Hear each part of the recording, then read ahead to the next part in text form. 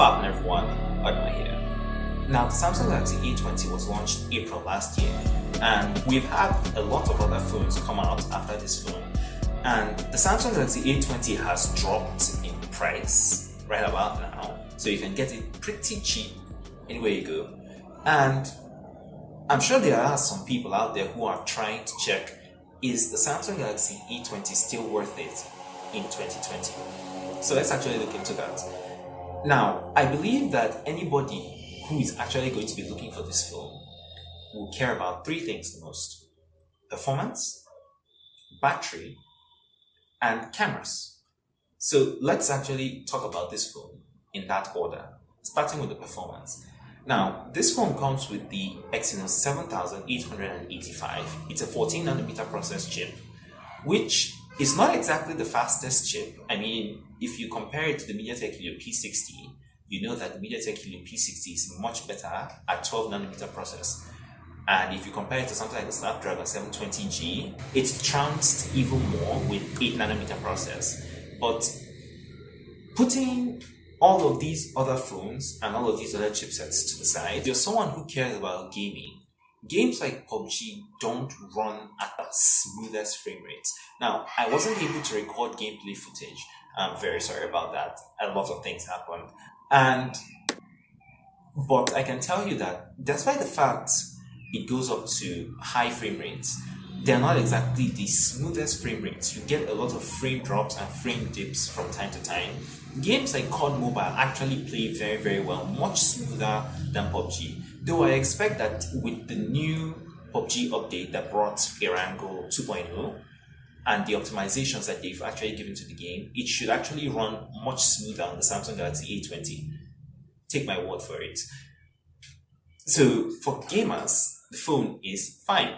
For everyday use, opening apps, scrolling through Twitter, this phone flies. Now, app load up times aren't exactly the fastest. It takes about 1 to 3 seconds for an app to launch, any app that isn't stock apps.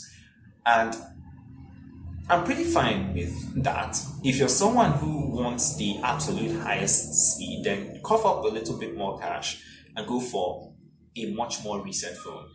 I'm very, very pleased with this phone's performance. Samsung didn't actually skip out on it, and I find it hard to actually say don't go for this phone because of the fact that it's a 14nm process chip. It just is not a bad thing at all.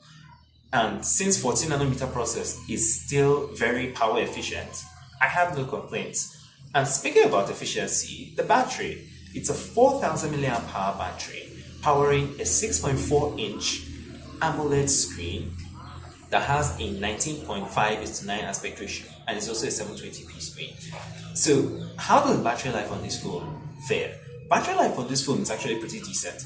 Now, when I used it, I was getting around estimates of 7 hours. You can get anything from 5 to 7 hours while using this phone. It depends heavily on how you use your phone. If you're a very light user, this is an almost 2-day phone. I say almost because it can die probably close to, say, 7 p.m. the next day if you're very light with your phone, which is fine for most days' use. So it's not a 2-day phone, but it will still last pretty well for you. And because of the fact that it's a 720p screen, it's not really pushing the battery much. So you don't really need to worry yourself about charging the phone over and over and over again, because it just lasts, even when you're doing things like playing games, taking pictures, and all of that for social media. And speaking of pictures, the cameras, it has a 13 megapixel main camera and a 5 megapixel ultra wide camera. So let's touch on that ultra wide camera first. It's a fun lens to have. It adds a new perspective to things. It does have a bit of barrel distortion if you hold it in the portrait position, but it's not exactly as noticeable if you hold it horizontally. And it also has inconsistency with the main lens, white balance inconsistency. Now, shots from this ultra-wide camera aren't exactly the most detailed. Of course, it's a 5 megapixel lens. What were you expecting? But for everyday to-day scenarios and posting on socials, this is 100% worth it. And you won't be disappointed with the functionality of this phone. Now, the main camera, where Samsung put in everything that they had, is very, very good. It produces pretty decent shots with decent exposure and decent highlights.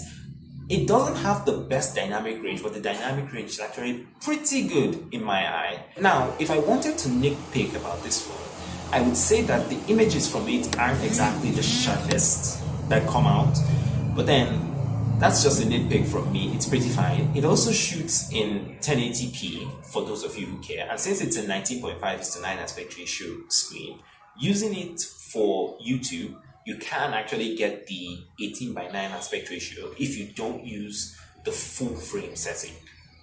Pro tip, just in case you need it. So the cameras on this phone are pretty good, and they will be able to take you through taking pictures every single day. You will be fine. But then it's not like as if you'll be perfectly comfortable, because the storage on this phone isn't actually a lot, including the RAM. It's 32 gigs of internal storage and 3 gigs of RAM. I want to say that it's decent for the price, but I feel like Samsung could have squeezed in 4 gigs of RAM at least and 64 gigs of internal storage. But then it doesn't really matter, because you can add extra storage with an SD card to the phone. And that's pretty much the Samsung Galaxy A20. Like, I don't really have anything bad to say about this phone. And if you ask me, is it still worth it in 2020? Yes, it's still worth it. Sure, it doesn't have a 1080p screen. It doesn't have a high refresh rate screen, which is basically all the rage right now. It doesn't have basically all the fancy features that you expect. But then it does have a decent battery that has fast charging, a 15-watt charger that can get your phone topped up in less than 2 hours and 30 minutes. It has a pretty good processor which allows you to play games fairly well and multitask and do many of the things that you love to do on the phone with ease and without any worries. And it has cameras that are very good for the average consumer to use. So it's not hard to say go for this phone. If you're considering it, you'll definitely enjoy the phone. Well, that's all from me. Thanks for watching. I'll catch you in the next video. See ya!